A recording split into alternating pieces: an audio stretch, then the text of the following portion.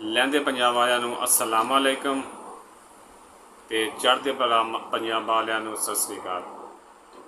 मैं doctor Rashid Naveed from Hasilpur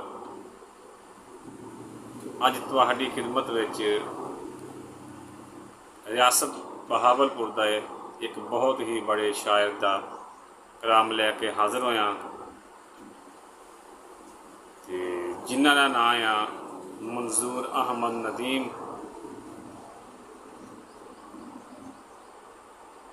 ते मैं उन्हां अगे अर्ज़ करदा कि वो अपना खूबसूरत कलाम जिहड़ा आ वो साडी नज़र करन ते नाल ये भी उम्मीद करदा कि तुसी सुनने वाले सब लोग जिहड़े वो सानू मान बख्शोगे। ते अगर साडा कलाम तुहानू अच्छा लगे तो लाइक कर दिओ, शेयर कर दिओ। ते लो जी हुण सुनते हैं असी मंजूर अहमद नदीम साहब का लिखिया होया कलाम उन्हां दी ज़बानी। जिन्हें कीते कौल करार पक्के, क्या बात है जी, ओनू क्या लख समझाओ कदे मन्निया नहीं। वाह जिन्हें कीते कौल करार पक्के, ओनू लख समझाओ कदे मन्निया नहीं।